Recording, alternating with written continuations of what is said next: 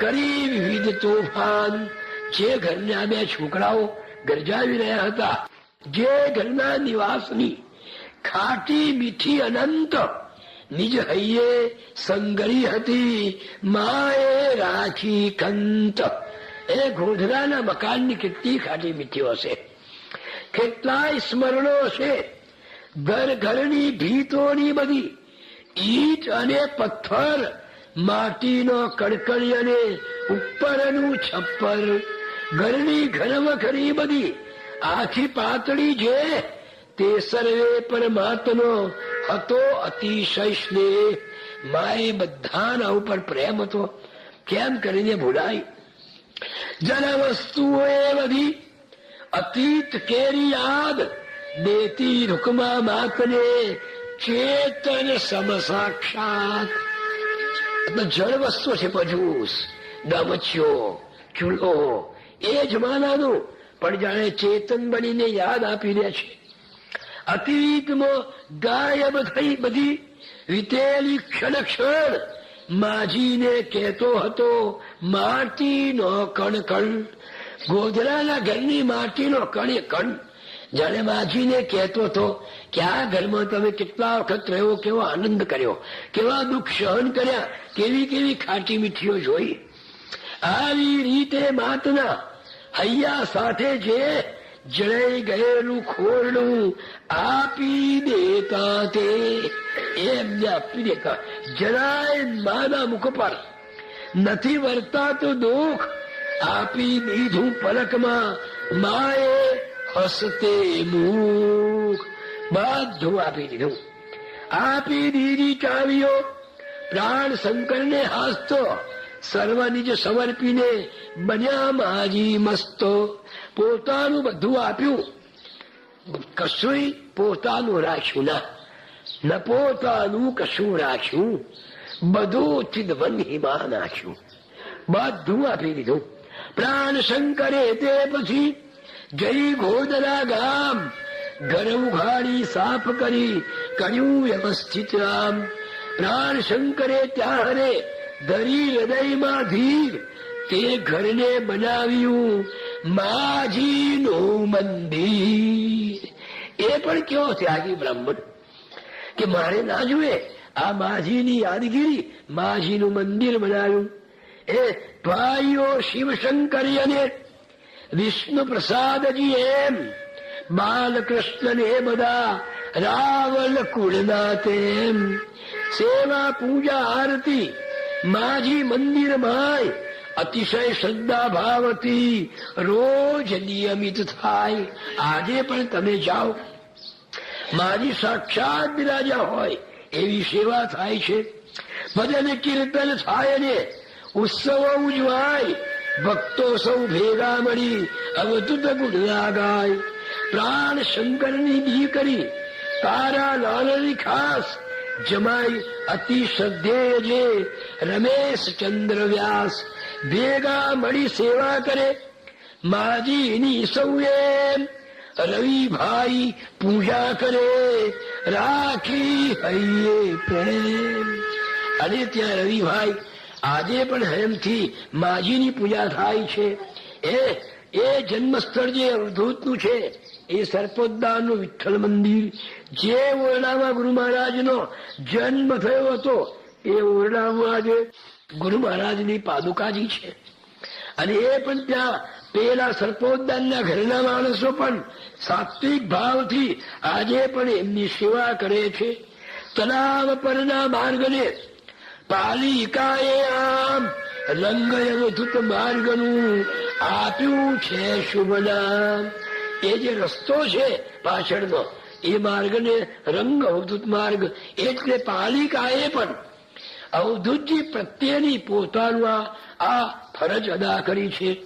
Telang high school કે જ્યાં ભણ્યા હતા અવધૂત, તે શાળામાં રંગનું તૈલ ચિત્ર અદભૂત મૂકીને શાળા તણા વ્યવસ્થાપકોએ એમ અવધૂત પ્રત્યે કૃતજ્ઞતા દર્શાવી સપ્રેમ. પોતાની કૃતજ્ઞતા દર્શાવી છે. નારાયણના એક મિત્ર હતા વાડીલાલ મોદી, હમણાં જ થોડા વખતથી ગુજરી ગયા. એ માજી પાસે ઉછરેલા. અત્યારે તો જય ઉંમરના જયારે વાતચીત થઈ ત્યારે એ વાસી ગોધરામાં શુક્લ ફળિયામાં વસે છે.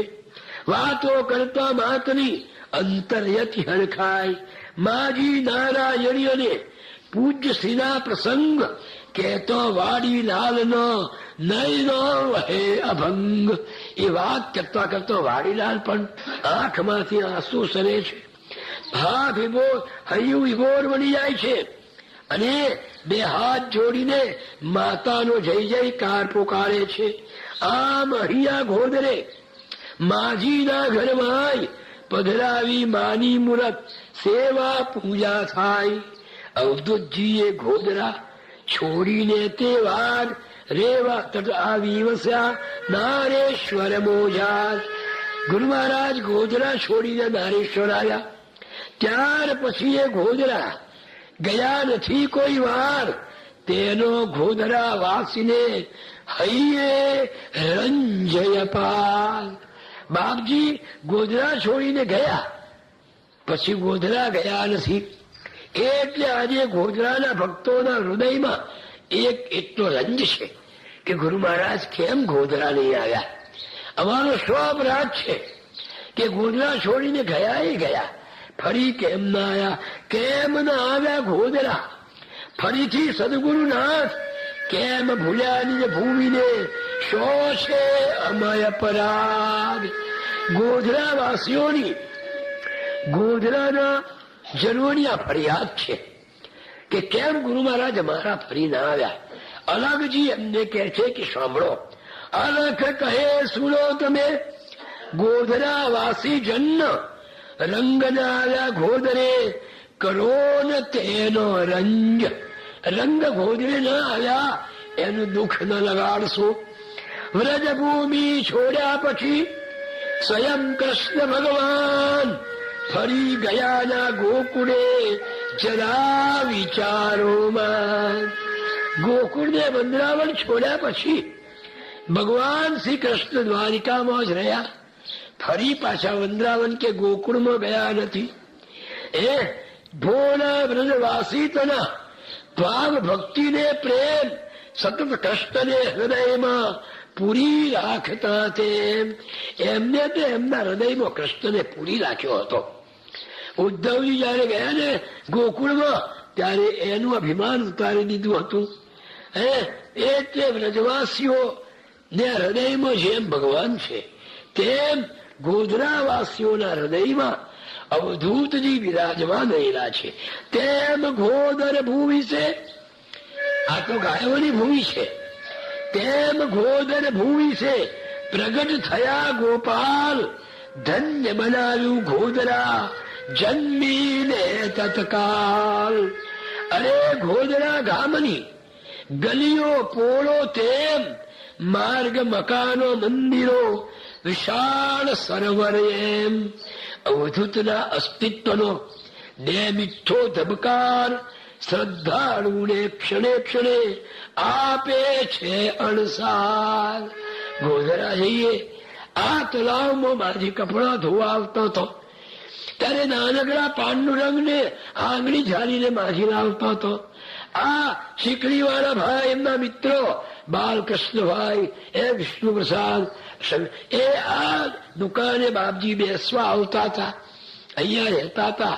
આ મંદિરમાં બાપજી હનુમાનના મંદિરમાં રામ રામના કાગળો મૂકતા હતા. આ રામ મંદિરને ઓટલે બેસી રહેતા હતા. આ બાજુએ ફરવા જતા હતા, આ સ્કૂલમાં ભણવા જતા હતા. આવા એક કે એક તત્વો અવધૂતની યાદ આપી રહ્યા છે. અલખ કહે ગોધરા તણા દરેક નરની માય, મુજને તો અવધૂતનો પ્યારા દર્શન થાય. ગોધરાના એક એક માનવીમાં મને અવધૂતના દર્શન થાય છે. વળી ગોધરા ગામની એક એક સાત્વિક નાર મુજને હરપણ દર રહી માજીનો દીદાર. અને એક એક નારમાં સ્ત્રીમાં મને માજીના દર્શન થાય છે. એ માટે છોડી રંજને ગોધરા વાસી જન હૈયે વસતા રંગનો અર્પણ કરો દર્શન. તમે તો ભગવાનને હૃદયમાં રાખ્યા છે એટલે દર્શન કર્યા કરો. એમ ગોદરવાસીને આપી આશ્વાસન અલખજી આગળ વધ્યા સૂળ નિરંજન. હવે અવધૂતજી માજીની સાથે નારેશ્વરમાં અનેક લીલાઓ કરી રહ્યા છે. ભાઈ 12:15 થઈ ગયા છે એટલે અલખજી કહે છે આપણે આજે થોડા વહેલા બેસીએ, 2:30 વાગે બરાબર આવી જશે, બધા 3 થઈ જાય છે એટલે આજે બરાબર 2:30 વાગે કથા શરૂ કરીશું અને 5 વાગે કે મિત્રભાઈ 4:30 વાગે પૂર્ણાહુતિ, 5 વાગે પૂર્ણાહુતિ થશે. પછી ગ્રંથરાજની શોભાયાત્રા નીકળીને વિઠ્ઠલભાઈને ત્યાં જશે અને પછી આપણે બધા પ્રસાદ લઈને છૂટા પડીશું. ત્યાં સુધી પ્રેમપૂર્વક અવધૂત ચિંતન શ્રીમદ પરમ પરિવારિકાચાર્ય શ્રી વાસુદેવાનંદ સરસ્વતી સ્વામી મહારાજ કી જય. ભગવતી જગદંબા રૂકમાંબા. પરમ પૂજ્ય સદગુરુ શ્રી રંગવધૂત ગુરુ મહારાજ કી જય. લક્ષ્મી નારાયણ દેવ. ગુરુદેવ દત્ત, ગુરુદેવ દત્ત, ગુરુદેવ દત્ત. નર્મદે હર. અવધૂત ચિંતન શ્રી ગુરુદેવ. લક્ષ્મી નારાયણ દેવ કી જય.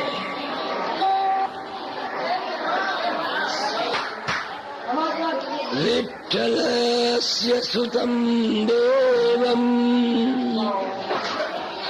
કામક્રોધાદિમર્દનમ રુકુમાં પરમાનંદમ રંગમ વંદે જગદશુરુ. સદગુરુ શ્રી રંગવધૂત ગુરુ મહારાજ કી જય. લક્ષ્મી નારાયણ ભગવાન કી જય. પરમ પ્રેરક પરમાત્માના મંગલ નામનું સ્મરણ કરી જ્ઞાનના કઈનો ટાળ્યા તૂત. કઈની સુકી વાણીઓ ફરી કઈ ન પલ્લવીત. કઈની હૃદકડીઓ હા કરી પરિપ્લાવિત. આંસુનું છે કઈક દઈને આશ્વાસન. કઈને નમ્ર બનાવ્યા ગાડી ગર્વગહન. કઈની જીવન નામનું લઈને હાથ સુકાન. તારી પાર ઉતારીને દૂર કર્યું દુખ્યાન. દુખિયાના બેલી બન્યા અને દિનના ગરીબ નવાજ. ભક્ત વત્સલા ભક્તના નારેશ્વર નારાજ. આ પ્રમાણે નારેશ્વરમાં નિવાસ કરીને હજારો ના દુઃખ દૂર કર્યા. શરણાગત વત્સલ અવધૂતને રાય રંકના ભેદ નથી. હિન્દુ મુસલમાન જાત પાત કોઈના ભેદ નથી. જે કોઈ શ્રદ્ધાપૂર્વક એને શરણે આવે એ બધાના દુઃખ એને દૂર કર્યા છે. અવધૂતના ચરણોમાં કોઈ ભેદભાવ નથી. નજીકમાં સામરી કરીને ગામ છે. એ સામરી ગામનો હસન કરીને એક મુસલમાન વૃદ્ધ હતા.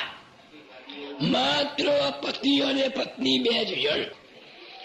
સારી એવી જમીન જાગીરી, કપાસ ખૂબ પકવે, સારો પૈસો, સુખી હતો.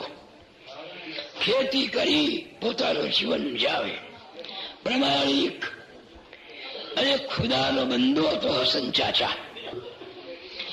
એક વખતે હસન ચાચાને પુષ્કળ કપાસ પાક્યો.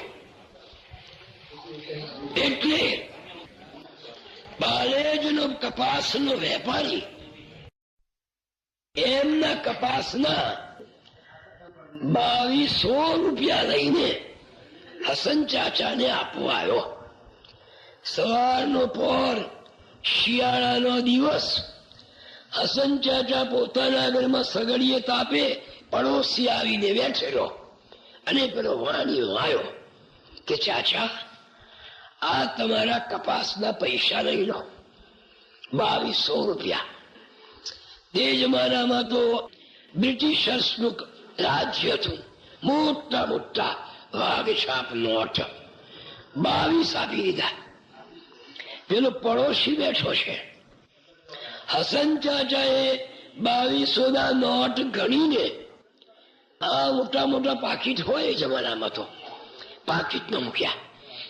મજૂસ ઉગાડી પાકીટ મજૂસમાં મૂક્યું અને તાળું મારી દીધું. પેલો પડોશી જુએ છે. સાંજ પડી, રાત પડી.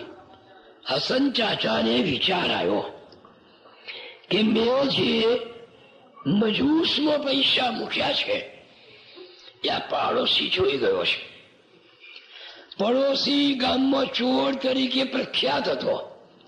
ખેતરોમાંથી શાક વીણી લાવે, પાક વીણી લાવે, એટલે કઈ સારો નતો.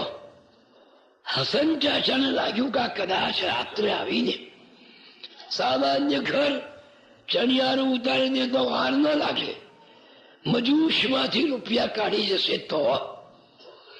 એટલે રાત્રે ચાચા ઉઠ્યા, મજૂસ ઉગાડી પેલા રૂપિયા મજૂસની ઉપર જે ગોદડો મૂકેલો ને એ છેલ્લા ગોદડાની ગળીમાં ગાળી દીધા અને બરાબર ગોદડા મૂકી દીધા.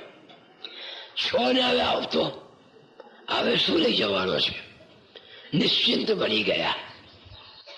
આ વાતને 1.5-2 મહિના વીતી ગયા.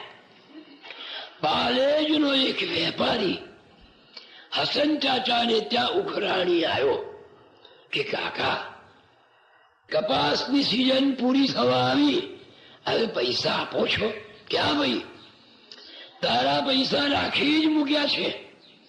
હવે હસન ચાચા પેલા રૂપિયા પોતે પેલા ગોદડાની ગડીમાં મૂક્યા છે એ વાત ભૂલી ગયા. વૃદ્ધ ઉંમર છે, સ્મૃતિ ભ્રંશ થઈ ગયો. એને એમ લાગ્યું કે બે મૂકેલા રૂપિયા પાકીટમાં જ છે અને મજૂસમાં જ છે. કાકાએ મજૂસ ઉગાડી અંદરથી પાકીટ કાઢ્યું, પૈસા ના જોયા. પૈસા કઈ ગયા? બીબીને કહ્યું, તમે લીધા છે કે ના? પૈસા ક્યાં જાય? આ તો બૂમ પાડવા લાગ્યા, રુદન કરવા લાગ્યા. પેલો વેપારી ઉઘરાણી વાળો કે ચાચા કઈ ઓડે હાથે મૂક્યા હશે, જળશે, 15 દિવસ પછી આપજો, પણ હવે તમે રડારોડ ના કરશો. અરે મારી આખી સિઝન ચાલી ગઈ. આ પડોશી જ રહી ગયો, એ જ જાણતો હતો, પણ ચાવી તો તમારા ગળામાં હતી અને મજૂસને તાળું મારેલું હતું. એ બીજી ચાવી લાવ્યો ગમે તેમ કરીને, પણ એ પૈસા લઈ ગયો. એટલે ચાચા છાના માના બધાની પાસે તપાસ કરાવે. પીર, ઓલિયા, બાધા, આખડી આ બધું કરે, પણ પૈસા મળે નહીં. એક દિવસ એવું થયું કે લીલોડ ગામના ખુશાલભાઈ કરીને પટેલ એ સામરી ગામમાં ભેંસ લેવા ગયા. ભેંસ ખરીદી. આ પૈસા તો જોડે લઈ જાય નહીં, અઠવાડિયા પછી મોકલવાના હોય, એટલે વચ્ચે જામીન જોઈએ, ખોળાધર. એટલે પેલા ભેંસવાળાએ કહ્યું કે પટેલ ભેંસ લઈ જાઓ, પણ ખોળાધર કોઈ આપો. આ ખુશાલભાઈ હસન ચાચાને ઓળખે, એટલે હસન ચાચાની ઘેર ગયા કે હસન અને કહી દે કે હું અઠવાડિયામાં પૈસા આપી દઈશ. હસને કહું જા ભાઈ, તારા પૈસા મારી પાસે આવી ગયા, અઠવાડિયા પછી લઈ જજે. કે સારું. બેસો બેસો આવે. બહુ દાડે ખુશાલ ભાઈ આવ્યા કે હા. ખુશાલ કાકાએ જો બોલા, હસન તારું શરીર કેમ આવું થઈ ગયું? હું આ 2 જ જણો ખાવાનો છે, આટલી બધી આવક છે, અને આ શરીર કેમ આવું થઈ ગયું? કે સાચી વાત કહું, કોઈને કઈ નથી. જો ગામમાં વાત ફેલાય તો લોકો ખુશ થઈ જાય, કારણ કે આ 2 જણા જ હતા. સારો એવો પૈસો હતો. ગામ લોકોને એના તરફ થોડી ઈર્ષ્યા હતી કે સરાને કોઈ ખાનાર નથી અને એને વધારે વધારે પાકે છે. આવી જાતની થોડી લોકોને એના તરફ ઈર્ષ્યા હતી. એને જો જાણે લોકો કે એના પૈસા જતા રહ્યા તો ખુશ થાય, એટલે કોઈને વાત કરી નથી કે મારી આ દશા થઈ છે. મારી મજૂસમાંથી આખી સિઝનના પૈસા ચાલ્યા ગયા. ક્યાં મૂક્યા હતા? કે મજૂસમાં મૂક્યા હતા. પાકીટમાં ખાલીને તાળું માર્યું તું તો લઈ ગયા. એટલે ખુશાલ ભાઈ બોલ્યા, એક વાત કહું, હમણાં નારેશ્વરમાં એક મહારાજ આયા છે, એ બધું કહી આપે છે. તારે જે હશે ને કહી દેશે. જડશે કે નહીં જડે? કેમ? તારે ચાલ ને હમણાં જ જઈએ. ચાલો. તારે 2 જણા ઘોડા પર બેસી ગયા અને ઘોડા લઈ નારેશ્વર આવ્યા. નર્મદા સ્નાન કર્યા સિવાય બાપજી પાસે જવાય નહીં, કડક નિયમ. 2 જણા નર્મદા નાહ્યા, નાળિયેર લઈને બાપજી પાસે આવ્યા અને બાપજીની પાસે નાળિયેર મૂક્યું. એટલે ખુશાલભાઈ તો બાપજીને વાળીને ઓળખે. બાપજીની એક વિશેષતા હતી કે જેવો માણસ તેવી તેની સાથે વાત. ગરીબની સાથે ગરીબ જેવી, શ્રીમંતની સાથે શ્રીમંત જેવી, બાળક સાથે બાળક જેવી, મૂર્ખા સાથે મૂર્ખા જેવી, જ્ઞાની સાથે જ્ઞાની જેવી. એટલે ખુશાલભાઈ સાથે બાપજી બધી ખેતીની વાત કરવા લાગ્યા. કેમ ખુશાલભાઈ, આ વખતે વરસાદ પાણી કેવા છે? કેવું પાક્યું? બાપજી આવું બધું સારું પાક્યું છે. ખુશાલભાઈ જરા બોલનારા હતા. હવે એ બધી વાત તો જાણો, પણ આ અમારો હસન મરવા પડ્યો છે. બાપજીએ પૂછ્યું, શું થયું છે હસન? કે બાપજી, મારી મજૂસમાંથી કોઈ જણ 2200 રૂપિયા લઈ ગયો તે જમાનામાં. મજૂસમાં મૂક્યો? હા બાપજી. પાકીટમાં મૂકીને મજૂસમાં મૂક્યા હતા. તાળું મારી તું? કે તાળું માર્યું તું. ચાવી ક્યાં હતી? મારા ગળામાં હતી, અહીંથી લઈ નથી ગયું. બાપજી બીજી ચાવી બનાવીને મારો પડોશી જોયા કરતો હતો. મને એના ઉપર વહેમ છે. મને કદાચ એવું તો નહીં બન્યું હોય. બાપજીએ કહ્યું કે જુઓ, કોઈને માથે વગર જાણી જોઈએ આપણાથી આરોપ ના મુકાય. હા, આમ કરીને સહજ રીતે બાપજી બોલ્યા કે ભાઈ, મેં જાણ્યું છે કે આ તમારા કેટલાક ગામડાના લોકો તો ગોદડાની ઘડીઓમાં રૂપિયા મૂકે છે અને બીજે શોધે છે. પેલા હસનને ખ્યાલ આવી ગયો કે ઓતારીની વાત તો ખરી છે ભાઈ, મેં જ ગોદડાની ઘડીમાં મૂક્યા છે. એકદમ ઉભો થઈ ગયો. બાપજી જડી ગયા. હવે મને ખ્યાલ આવી ગયો. ખુશાલ ચાલ, ખુશાલ. ઉભા થઈ ગયા. ઘોડા પર બેસીને મારતા ઘોડે ચાચા તો સાંભળી આવી ગયા ગામમાં. છલંગ મારીને ઘોડા પરથી નીચે ઉતરી પડ્યો. વહેલો ઘરમાં જઈને મજૂસ પરના ગોદડા ઉંચકી એક વેગે ભૂ પર ફેંકવા લાગ્યા છોડી વિવેક. બીબી આવ્યો દોડતો. ફાતમા બીબી એમનો દોડતો આવ્યા. સુણીને ધબકાર કે ગોધરા કોણ ફેંકે છે? જોતા કૃત્ય પતિતનું થયા શબ્દ લાચાર કે મારા પતિ આ ગોધરા સુગડા ફેંકી રહ્યા છે. પલ ભર તો સોચી રહ્યા મુજ ખાવિંદની હાય દાગડી ચસકી કે પછી વળગ્યું ભૂત બલાય.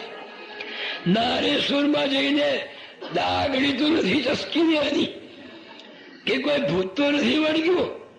આ ગોધરા કેમ ફેંકે છે? ત્યાં તો છેલ્લું ગોદડું હસન ચાચાએ જઈ ફેંક્યું તેવા સરી પડ્યા રૂપિયા નોટો. ત્યાં ખરસ 2200 રૂપિયાના રૂપિયા જોતા કાકાએ તો છલંગ મારી અને વીણવા લાગ્યા અને બબડવા લાગ્યા કે વાહ વાહ, ચાચા તો રામ કરી અવધૂતને ક્યાં કહું મેં બાર, શું કરું? અવધૂતે કેવી દયા કરી. મેં આ રૂપિયા સંતાડ્યા હતા ગોધરાની ઘડીમાં, પણ હું ભૂલી ગયો. મેં સંતાડ્યા રૂપિયા, મને ન રહ્યો ખ્યાલ. નારેશ્વર કે ઓલિયા તુને કરી કમાલ.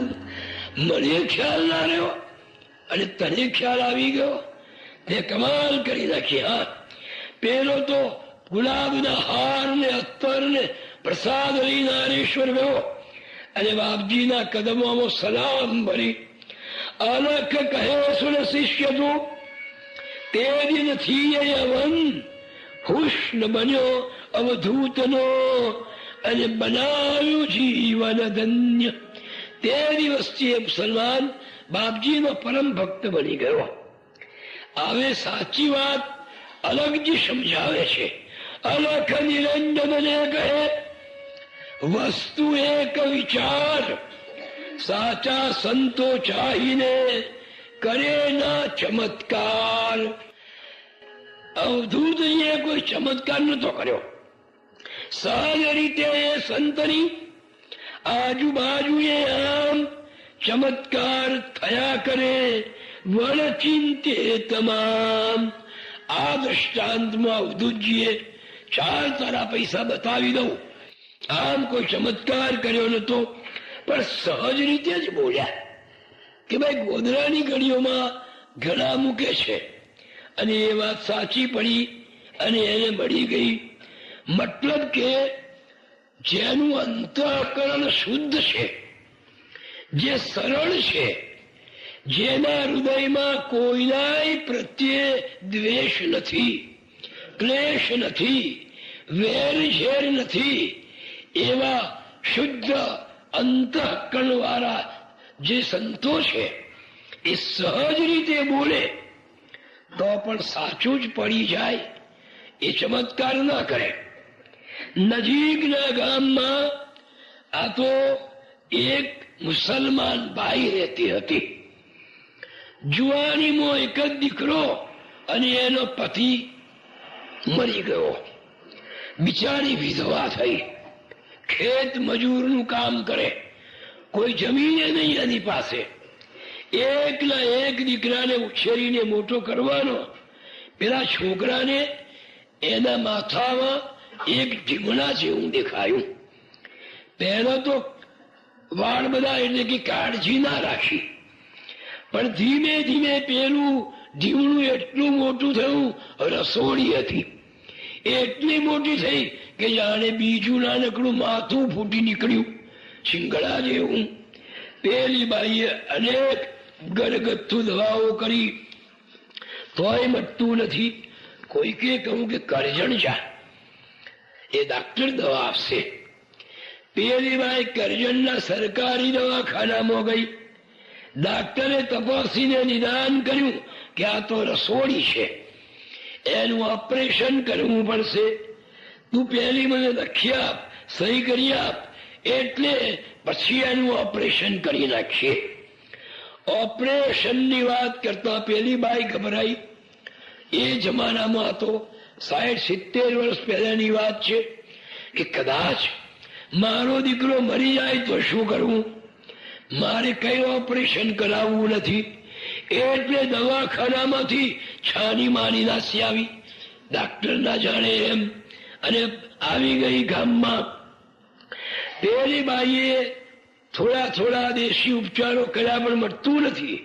એટલામાં કોણ જાણે કેમ એક બીજી બાઈ મળી કે જાણે છે નારેશ્વરમાં એક મહારાજ આવ્યા છે. એ ગમે તેવું દર્દ હોય તો મટી જાય. જબરો છે વાળીઓ. રવિવારે ને ગુરુવારે જ ગુફામાંથી બહાર નીકળે છે, દરરોજ નીકળતા નથી. કાલે ગુરુવાર છે તો મારી સાથે ચાલ, તારી શક્તિ હોય તો એક નાળિયેર લઈ લે અને એકાદ ફૂલનો હાર, પણ ચાલ. પેલી ભાઈએ હા પાડી. બંને જણા સવારમાં નારેશ્વરમાં આવ્યા, નર્મદાજીમાં સ્નાન કર્યું અને જ્યાં બાપજી બિરાજ્યા છે ત્યાં આવી જાય. પાછા લીમડા નીચે બાપજી બિરાજ્યા છે. તેજ પુંજ શરીરથી ફૂટતા તેજ કિરણ ચમક ચમક ચમકી રહ્યા.